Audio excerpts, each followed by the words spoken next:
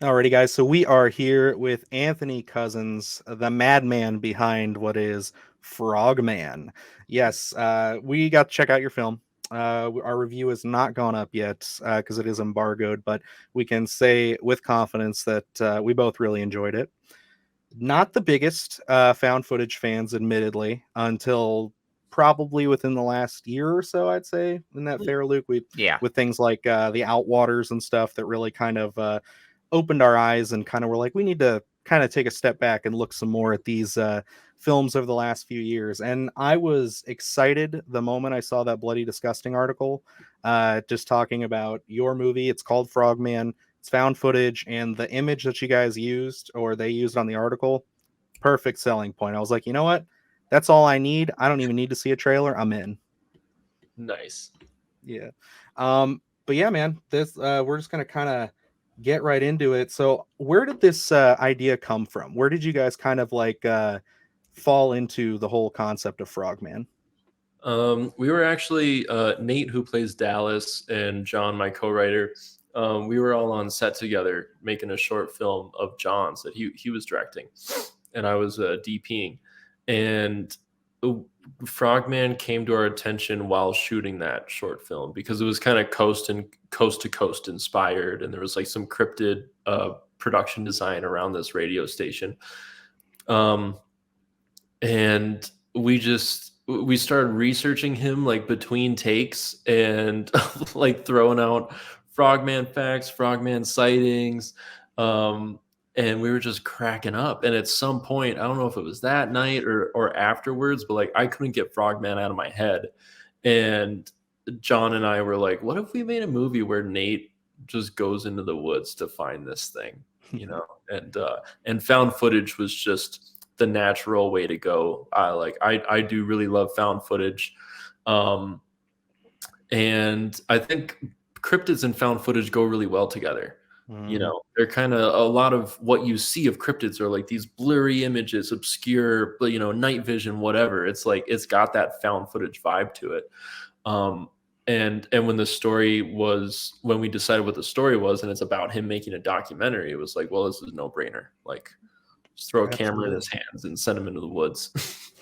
No, I love it. I think that that's one of the things, because like we're also aspiring filmmakers, so it's like we get ideas bouncing around in our head all the time. And since we've been, you know, very opened up to the idea of found footage, I know that in a lot of my writing recently, a lot of my really strange ideas, I've kind of leaned more towards going that route. I think there's obviously like a bonus when it comes to a budget, because it's like you can save a lot of money doing that. But the thing that I was surprised about this film, and I don't want to get too deep into spoilers with it, we'll save that towards the end of the podcast here, but is like just how like it looks. Again, it looks exactly how it's supposed to. A guy's picking up an old like DV camera style thing and he's walking around and it looks like that. But then you have these masterful, like dead ass masterful effects. Like I was shocked by how good the Frogman looked. And I'm just sitting here like, how did you guys pull that off? Like, was that a huge like sink to your budget, or was that just a lot of camera trickery? That was the majority of the budget. Okay, I thought so, because I was like, man, that is damn good looking. Like that, it looked so like I genuinely was like sitting there like that is really good for like I don't know how big the budget was on this film. I tried to do some research, couldn't find anything official, but yeah, I was blown away by that. So like what was that like a suit, or was that kind of like a combination of suit and visual effects? How was that? It was a suit. Yeah, my good friend Ryan Shadley and Becky Ingram, they built the suit. They did all the practical effects in the movie. I've worked with both of them the past few years. Ryan, I've known well over a decade, and we've made a ton of stuff together. He did the effects on my scare package segments. He's done all the effects for my short films. He's incredible, and I'm very fortunate to have him as a collaborator because I want to make big, crazy, effects heavy things. And he's super down and likes that we are usually trying something new. You know, he gets a lot of the same old, another head explosion or another like throat slit or whatever. And I'm like, well, what if we do a 4 foot bipedal frog? You know, What if we turn a girl's head backwards, like that kind of stuff. And so we always have a good time. But when we came up with Frogman, I knew that was square one. Square one was like figuring out how much money we had, figuring out how much money they needed to do their part. Mhm. And like everything gets built around that. Like we do not shortchange the effects budget. Everything else we can work around. Okay, you know, we can't get the actor we want, whatever. We can't get the location we want, whatever. Someone else has to run sound, fine. But like if we make a movie called Frogman and we don't deliver on the Frogman, then we have failed. So Yeah, I mean that's A1 for creature feature fans like me. You put a title like that, it's very ambitious, a very eye-catching poster. I'm like, I better see a Frogman. right. And you know, there's 100 different ways you could have gone with that, but the fact that you guys committed to it and it looked so good, I think at the end of the day, I was already into the film, but like that's what sold me there, where I was like, no, this is definitely something special. But I'm gonna pass it over to Luke here. He's got a couple of questions about your process there. Yeah, so like you said, you co-wrote Frogman, and we kind of got into the initial idea of you guys just kind of bouncing around the idea of Frogman, and then deciding to expand upon it. And what intrigues me about found footage, especially when it comes to like scripting, is almost that creative nature where when you're telling a narrative in more of a cinematic perspective, I guess, where I have this thing where I have to connect every little dot. With found footage, you can turn the camera off and turn it back on to your convenience and kind of drop us into certain elements. Now, what was that writing process like for you guys? Was that something where this was all completely scripted out and we're going to go here and then we're going to go here? Or was this kind of more fluid in terms of we have ideas, let's get in there and get our hands dirty and figure out what we come up with? Sure. It was all scripted out. A pretty solid script, I think. Although I never wanted to use it. I wanted the actors to read it so that they knew what we were doing and then try to forget it. And then we go shoot the movie and we kind of go over like, okay, what is this scene? Where are you guys at? Where do you need to get by the end of the scene? That kind of thing. And we have the script there if we start, tripping ourselves up and we need something to fall back on. But they weren't all super excited or comfortable with the improv element at first.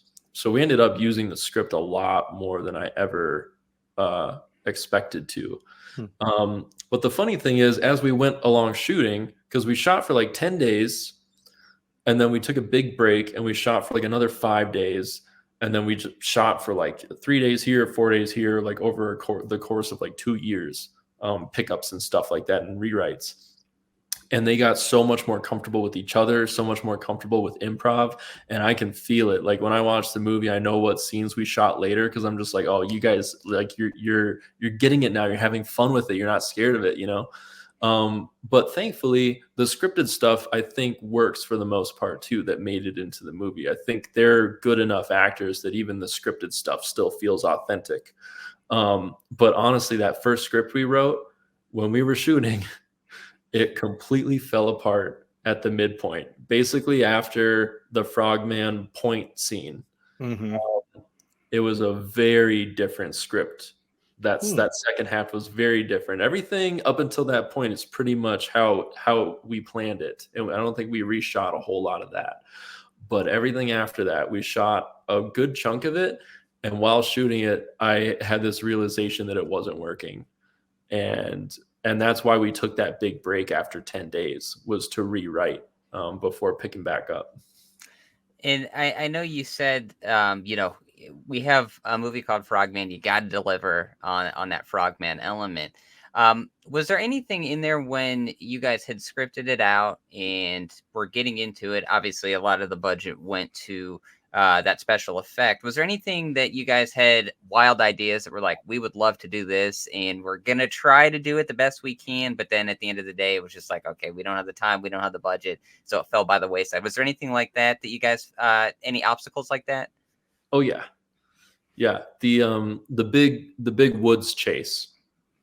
I really wanted to see like the camera whipping back and seeing Frogman hop into frame and then hop into the trees.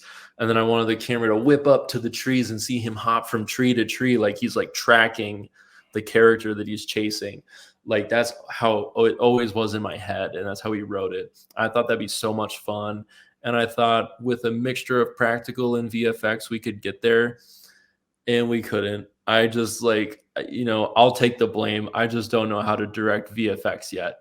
It's understandable. And especially like I tried to figure out how to, do it smoothly. So, because like the more you're moving, the harder it is to stick something in there. But we just couldn't figure that out. And it was really like it was one of the last things we shot was the shots of Frogman you see in that scene. We shot that like last summer. And it was like really last minute that I was like, you know what? What did I just watch? Oh my God, let me think about this for a second. Hopefully it comes to me, but I watched a movie before we were going to go shoot those scenes. Oh, it was E.T. That's what I watched. Okay. I saw E.T. in the theater, and the digital restoration version came out when I was a kid, so I remember seeing that crazy version where he's hopping around, and all that. And I went and I saw the original in the theater, and he's just like this. He's just like straight line through the woods, but they have like some things moving around, some bushes moving around, and you just like kind of barely see his heart light. He's so still, but they did so much with that. And like Spielberg obviously realized, like, you know what we did, that worked. We didn't need this VFX, like crazy hopping around creature. And that was like the day before we went out of the woods. And I was like, you know what, we're just going to put someone in the suit and we're going to stick them in a couple places. And I'm just going to like whip to them and whip away. And like, that's going to be enough. That's what you see of Frogman in that scene. And I don't hate it. I wish he was jumping around and being crazy, but like, I don't hate how it ended up.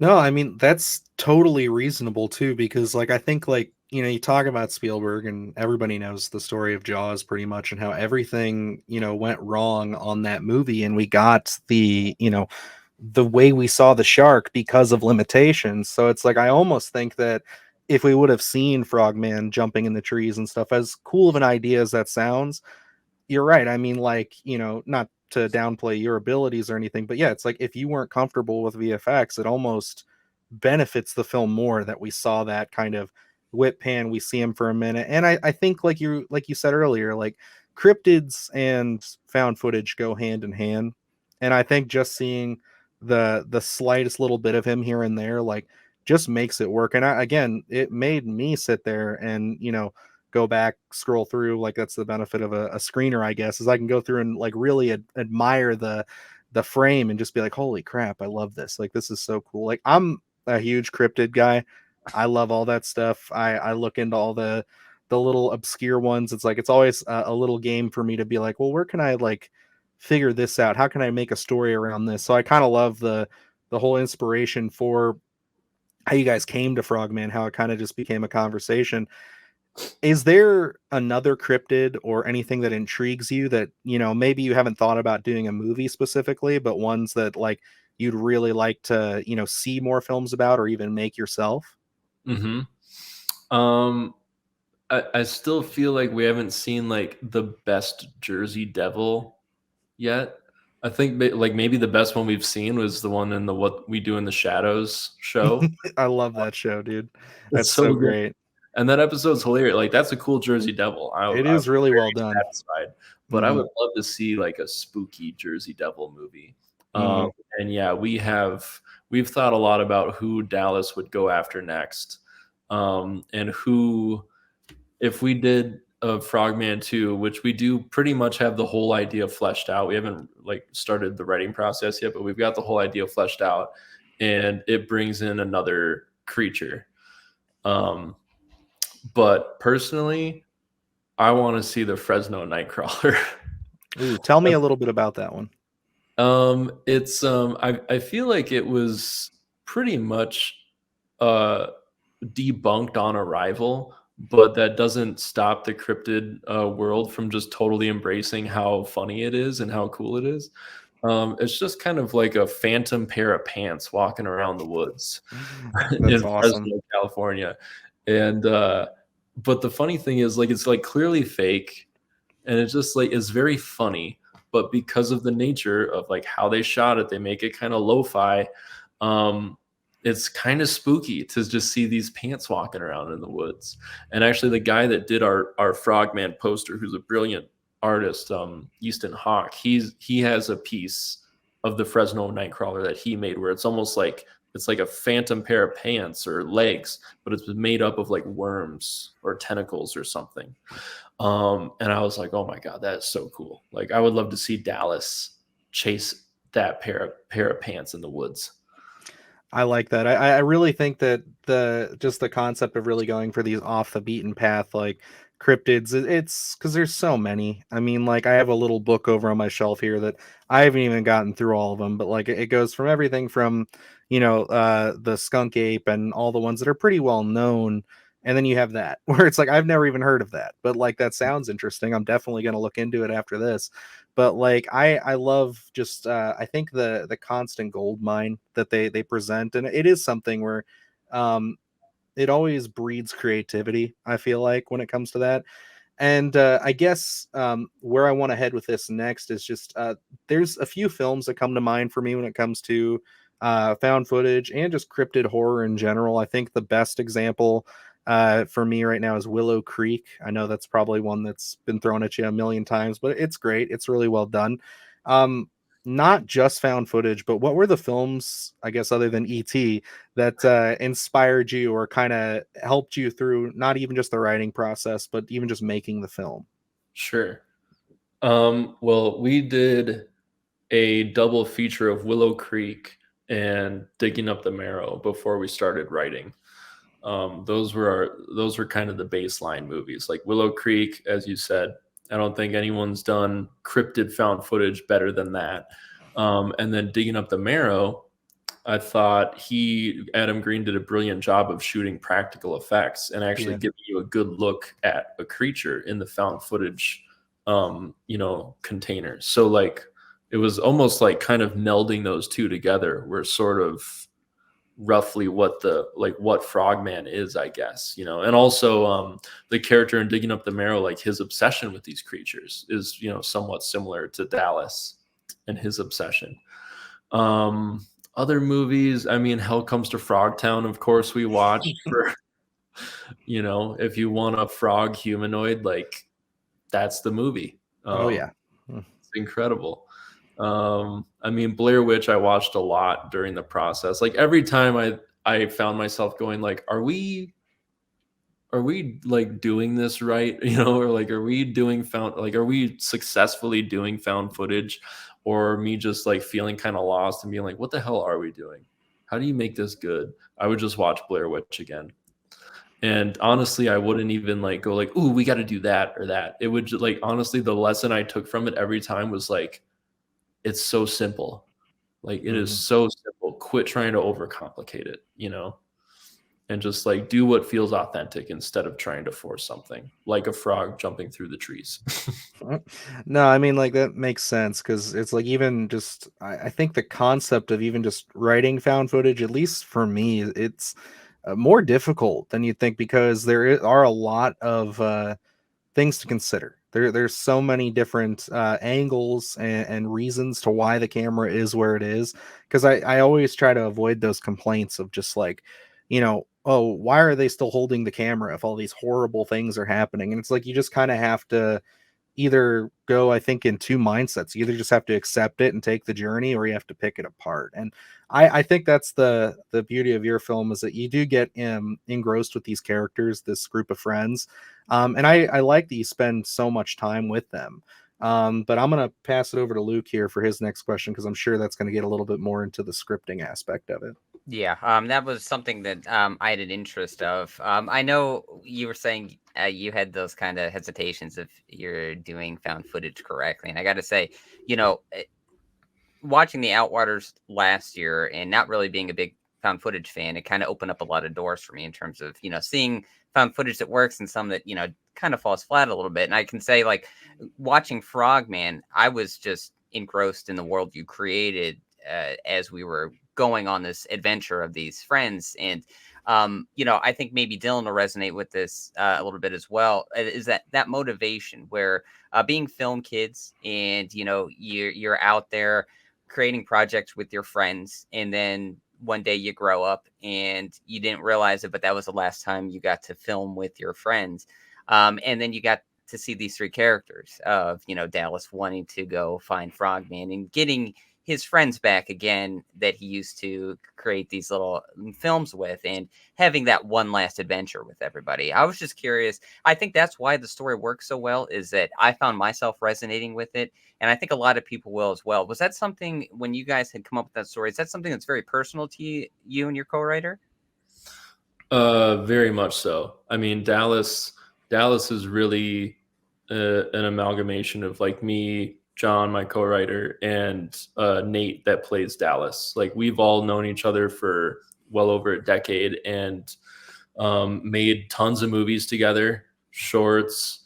We've also all crewed on other people's movies together, features. I work as a grip, Nate works in art department, John works in production.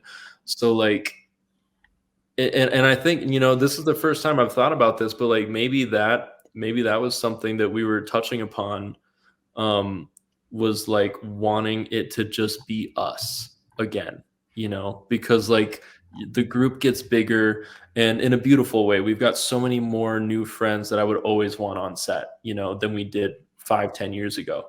But you also kind of miss those days where it was just like the 3 or 4 of you on set, you know, like, it was incredible. Like, there'd just be days where we'd just be in like one of our apartments, just like 3 or 4 of us, like making a short and just like shooting the shit between scenes, talking shit about the latest Marvel movie or whatever we just went and saw before shooting. So it was probably a lot of that too. I also had just turned 30 before we started writing this, which I think will make a lot of sense once you watch the movie. You know, this is my first feature, and I always thought, like, if I don't make a feature by the time I turn 30, I'm switching gears. I'm going to look for a different career path, you know? And then it was like, okay, I'm 30 now. I haven't shot a movie yet, but can we do it right now? Like, let's get into it, you know? And we were going to shoot in 2020, and then y'all know what happened. Yep. So, but we got it together. We wrote it, we put everything together, and we shot in 2021. So, you know, I was only 2 years late. But yeah, it's still, you know, I still have those feelings now of like, am I doing the right thing? Did I pick the right path? Like, filmmaking's hard, man, and it does not pay, at least yet. So there's a lot of Dallas in me, or a lot of me in Dallas. It works really well.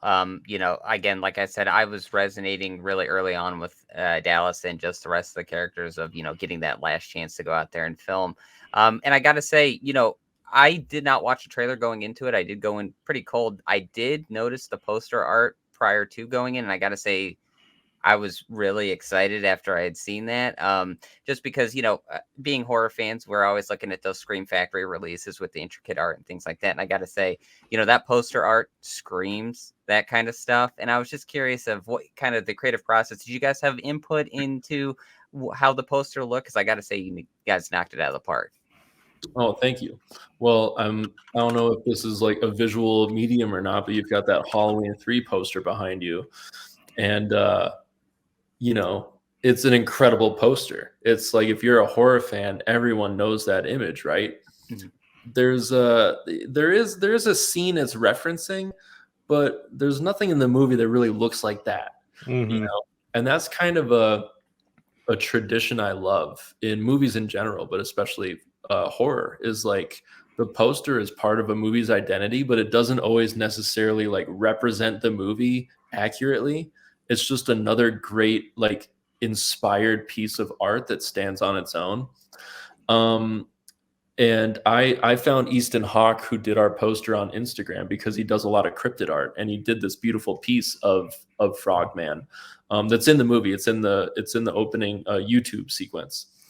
And so I just reached out to him and told him what we were up to, and I was like, dude, would you like do our poster? Like, I love your art. Like, you're a Frogman fan. Like, you know, I miss like illustrated posters instead of just like a bunch of faces, you know? And he was down, and I didn't give him any parameters. I gave him some images from the movie to go off of, so he kind of knew like what the movie was, and I gave him a synopsis. But I didn't tell him what I wanted it to look like. And he just went wild. And I know he told me one of his big inspirations was the arachnophobia poster, which is a great I poster. get that imagery. I do. I really feel that. That's awesome. The moon, you know. Mm-hmm. But he just killed it, man. Like I think we owe him so much when it comes to, you know, the excitement and exposure that Frogman's received so far. But that's what a good poster is for. That's what it's doing its job, you know. 100%. I mean, I think about the poster like way early into our like scripts and stuff, even for like the shorts that we're working on. Like the poster comes to mind, and I love the mentality that you have there with just like it being its own piece of art, because like that is something that like throughout doing the podcast the last 2 years, like that is more prevalent now, and I think more something I pay attention to now more than ever.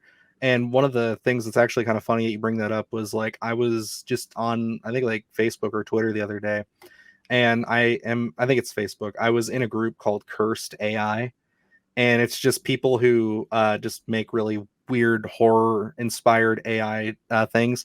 And this was if there was a scene in the movie represented by the poster, and they did stuff for like House and all this other stuff. Like it was wild. They even had one with Evil Dead where the woman's coming up out of the ground, and it was just like it was such a really cool thing. So to hear you say that, it's just like it again cements that it's really again just another piece of art, and I love that. I also got to say, being kind of a slut for marketing myself, you guys have some amazing merch.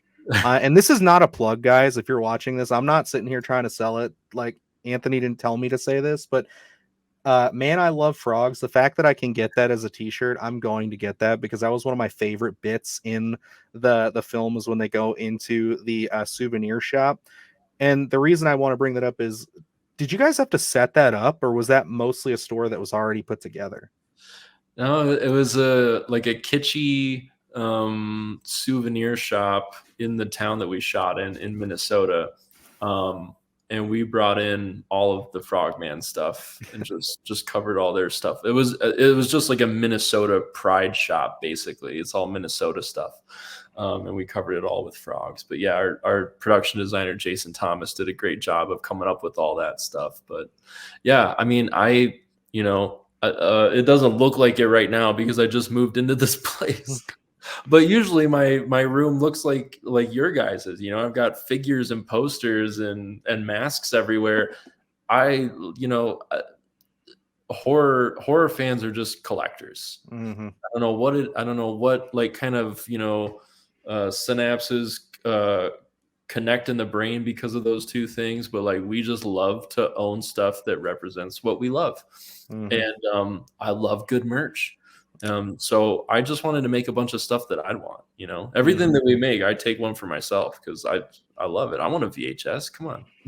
Yeah, and I'm so sad I missed out on was it a green colored one? I forget which the company that does it. They've done a few of them, and like they've I know they did the Outwaters and Skinamarink, I think, as well. So like yeah, I could only imagine watching this film on VHS. And I think that's such a cool like movement in the horror space, because you're right, like there's something about horror fans when it comes to just needing to own something special about these little films that we adore so much. And like films like the Outwater, Skinamarink, and even Frogman, they work so well on the medium of like that kind of analog horror style of just going back in time and embracing VHS, Laserdisc, all these other formats that we don't see anymore.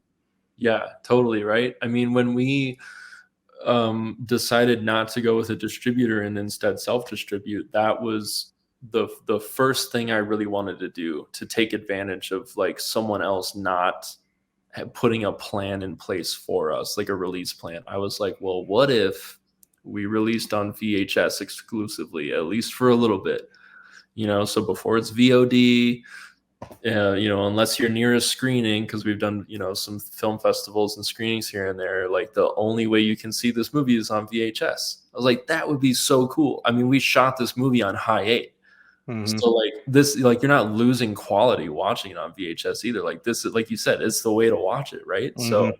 I'm glad that that went well, because I wasn't sure. I was like, they're, you know, they're like, yeah, that's a pretty good idea. Let's do it. And I was like, oh man, does anyone buy them? It's a risk, but I think like you really brought that out at like the perfect time because, like I said, I think like the last few years, like these boutique kind of like film distributors have been out there really pushing for that stuff and the fact that they can make it. I mean, we're good friends with somebody over at Screenbox who does that. They work on that kind of stuff, so it's really cool to see that medium come back. But I'm going to throw it back over to Luke here, and then when we come back to me, I do have a question again about like marketing and stuff. But Luke, take it away before I get to into the toys and whatnot. One of the big scenes that I absolutely loved is going into the town and just seeing how it works and how everyone's just. I love that no one's skeptical of Frogman. It was like everyone's taking it face value. They all know there's a Frogman out there and they're all on board. Now, was that something where you spent even more time in the town? And were those like actors, or was this kind of like you were just in the town, it was kind of fluid and you were like, hey, do you want to be on camera sort of thing? Because everyone in there really felt authentic, and I think that's kind of what you wrestle with when you're doing found footage is sometimes people are acting toward a camera, but Frogman, everyone in there just feels real. So that's, I was curious if that was something that was actually authentic and spur of the moment type. Yeah, it was really a tricky balance. I mean, we had fantastic actors that knew how to be authentic, but I did really want to try just using some real non-actors too and see what we got. And one character we was a non-actor, but he was a friend of mine that is just such a personality in real life. And we like wrote this character for him, and I was like, this is like, you just got to be you, dude. Like, wrote it for you. Just show up and do your thing. And I'll take the blame that maybe I just didn't know how to direct for that because I had never done it before. But like, it just did not go very well. Mm. Um, but most of those, pretty much all the townspeople are actors. We shot a lot more of it. There's a whole lot of just wandering around town and more interviews. The one person that's authentic, that's like one of my favorite, all of our favorite moments of the movie is the ice cream girl, because that was a scene where, like I said, they weren't like super comfortable with the improv all the time, but there was this one moment where I just gave him no choice, and I put the camera in Benny's hand that plays Scotty, and I said, "You three just do a lap around Main Street." And this doesn't even, like, there's nothing to like cover here story wise. Like, I just want some footage of you guys just like exploring town, like you just got here, just parked, just got out of the car for the first time. And that's where we got the ice cream girl scene, which was just them going to get ice cream. And she really just has this theory that everyone's a frog or a rat. Like, That's awesome. what an incredible find for, you know, what perfect timing and the perfect person to randomly talk to. So yeah, that was a good risk worth taking. It paid off. I And would that, have sworn that line was written. Sorry. Go ahead. Right?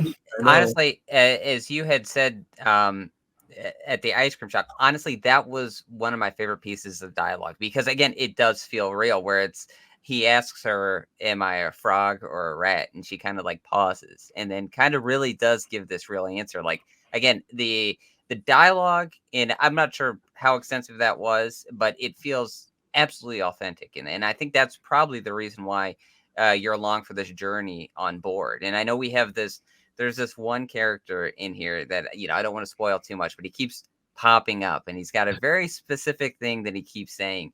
And I love this idea of, at the very beginning, we're kind of going through this YouTube video, and it's always this kind of, with cryptids, it's always this kind of extensive lore that gets, more and more outside of the box as you go along. But then, you know, you guys had a payoff for, and it's so like, as in we're going through it, and it's like, you don't it's not like a giant focus, but then it's just all clicking in your brain. You're like, oh, well, that's this payoff, payoff, payoff. And I absolutely love that, because it's like you could see that you really laid this foundation, and it really does take you on this ride. So it really well done stuff. I don't really have a question there. I just wanted to kind of fanboy a little bit. Thank you. My question, going back to kind of the marketing thing, was, Blair Witch was obviously an inspiration for you. You've mentioned it a couple of times. And we all know that film had the benefit of, when it came out, kind of tricking the audience into believing, was this real, or, was this, just a film? And yeah, obviously there are people who know it was just a movie, but for a while there, because there was a website and everything, and people were kind of getting sold on this idea that these 3 people went missing and this is their footage. Was there ever kind of like an approach in your mind as to, well, how can we kind of not necessarily replicate that, but, and you kind of answered that a little bit by saying you wanted to have this out on VHS and showing at theaters, and you kind of got to be in the inn to get it. Was there ever a point where you were thinking about just kind of doing some of these viral marketing stunts for the film? For sure. And I'm a procrastinator, so it just never really happened. But I think we still will, because Chelsea, who plays Amy, and Dallas, or Nate that plays Dallas, like they're both good friends. They're both like really excited about Frogman's success and like what we made. So I want to do more with them before we get to another official continuation of this universe, whether it's a sequel or, we've got a couple ideas of where this could go from here. But I would love for Nate to get on social media, as Dallas, and for Chelsea to get on, Facebook or whatever as Amy, and like, because to me, like one place I think this goes is like she moves out to LA, like she's going out there because she's got an agent now and she's going to go be a big star. But then she's in this movie that she really just signed on to like hang out with her friends, and didn't think, like, she kind of doesn't believe in Dallas. And then it's a massive success. So I think it would be really funny and tragic if, like, now she's in LA and she can't get any work because she's the Frogman girl. Oh, that's awesome. So like she's got this fandom around her, but nobody wants her for anything except creature features, and she's like too traumatized to like sign on to any of them. So I think that could be something that could be fun to explore, and like maybe a vlog or something, of Amy's. I love that, because like it does give me kind of I know for a lot of people this was not a great movie, but I think that it's one of those ones where it's like it still sticks out to me as just like an interesting way to take the story, which was Blair Witch 2, where it's kind of like, the film is real and we're shooting now a movie within that. So it's almost like that angle that you're bringing to that reminds me of that. And I think that there's a lot of respect that's come back to that movie. I think it's going to have its Halloween 3 movie as the years go on. But like, I would love to see something like that, genuinely, especially because like, I was really curious, and I know we're kind of getting towards the end. This is a minor spoiler, I guess, kind of a big spoiler, but I was so curious as to where their friendship, relationship, whatever you want to call it, was like leaving off by the end of this movie, because like they went through some traumatic shit, and like it's really all on Dallas at the end of the day for getting him in that. And I really want to see that continue. I'd love to see like how they communicate and stuff. And that final shot, honestly, was pretty haunting to think about. Where did that take place, by the way? Did you guys have to kind of put that together, or was that in a legitimate festival?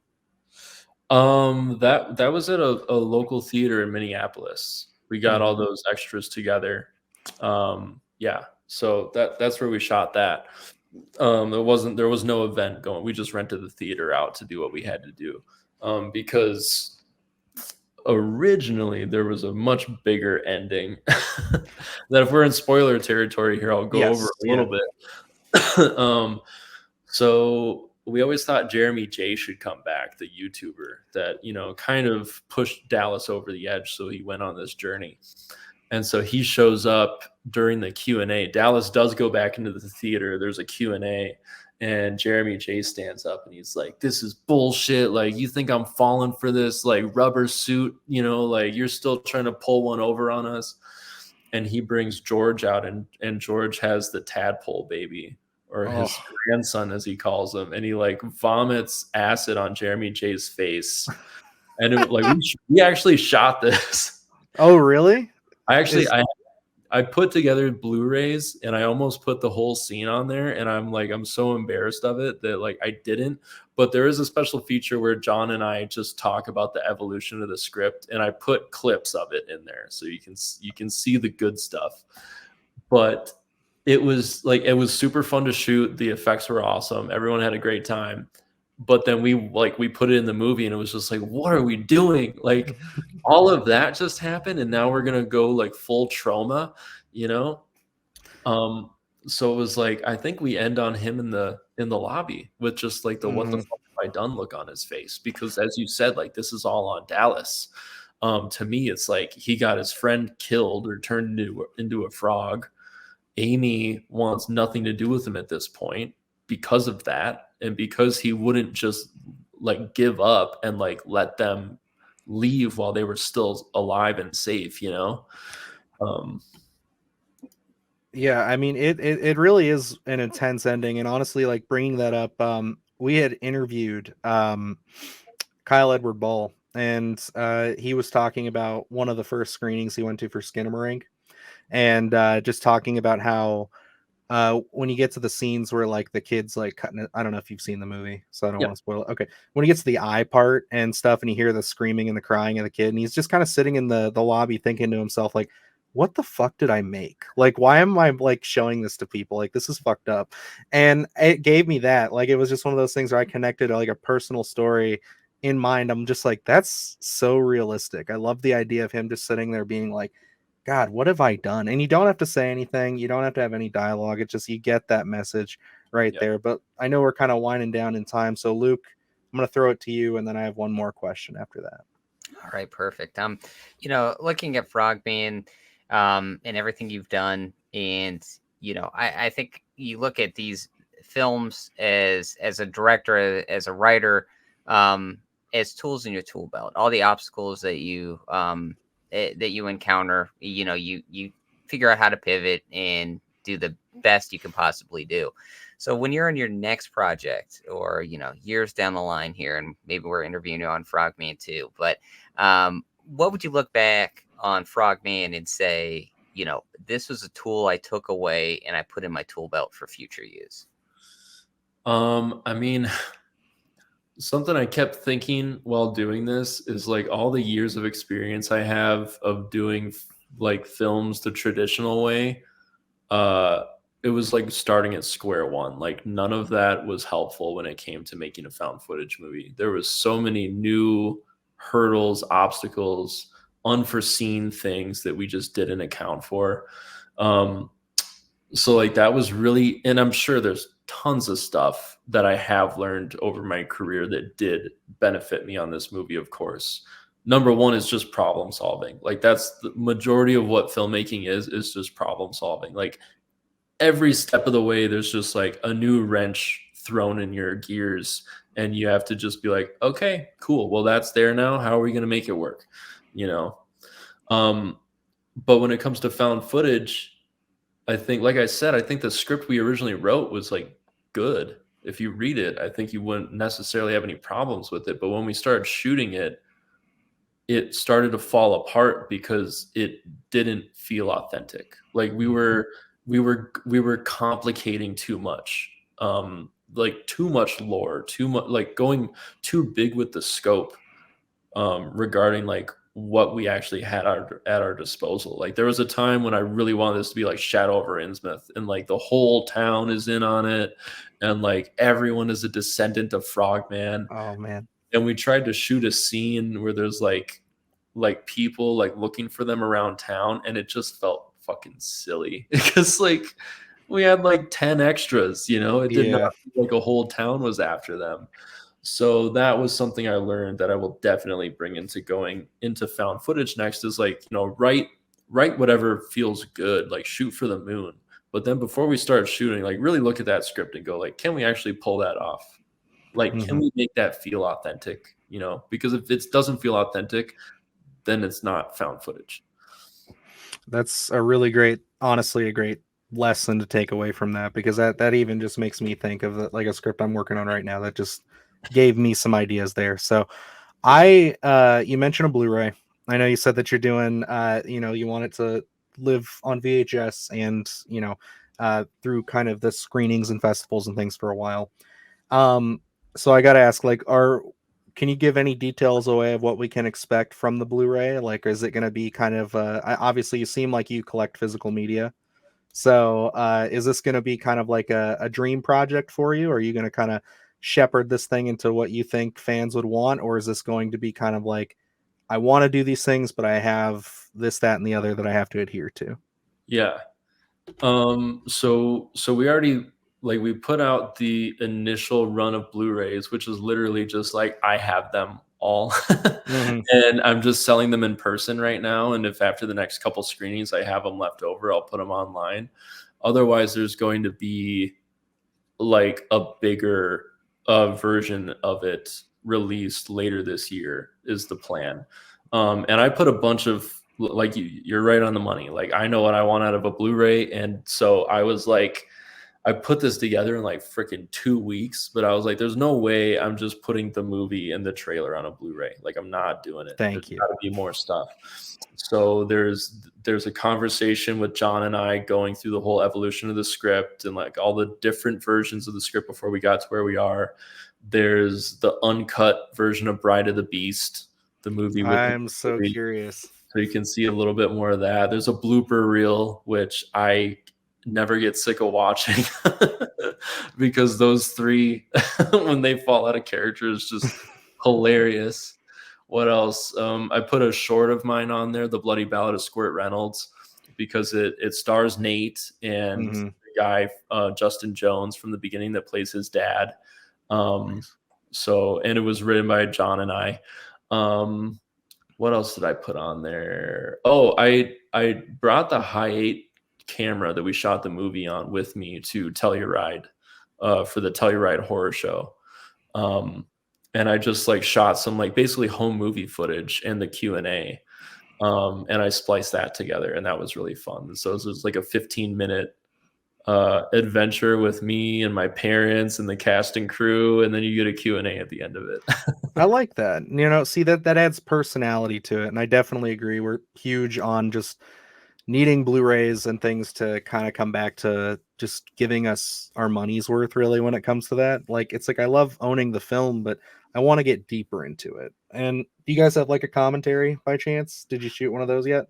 There's not on this one.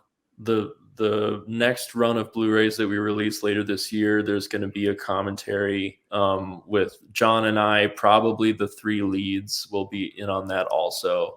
And then something I really want to do is an in-world commentary with Dallas, which we're still trying to figure out what exactly that would be, what that would look like. That's a lot of time to fill, in character. So I want to do it right, but I think that would be super fun and just give you like a whole new way to watch the movie. I love that. Yeah, they did a very similar thing with the Outwaters. So it's like, and it does change the way you look at the film. So I really appreciate you coming on here, Anthony. This has been great. I mean, I could talk Frogman and all this stuff with you for hours, but yeah, if you just want to let our audience know where they can find you on social media, and of course, plug your film, let them know where they can find it, what they can look forward to in the future. Yeah, I'm pretty active on Instagram. That's pretty much it. Cousins_Anthony. And then there's a Frogman Instagram, Frogman movie. And it's going to be on VOD March 8th. So you can find it on Apple and Amazon. And yeah, maybe you'll see some Blu-rays. If you follow me on Instagram, you might see some Blu-rays posted on there. I will definitely be keeping my eye out, because I do want one for sure. This is a movie I definitely plan on rewatching, because again, it feels special. It feels homemade, just like how you described it. I mean, it's a passion project, and I really think that shines through. And yeah, our review should be live by the time this is out, so definitely check that out so you guys can get our full in-depth thoughts on it. But yeah, I guess that's gonna wrap that up here. Do the horse shit, gonna do it live. Cause Splattercast kick it every day they live.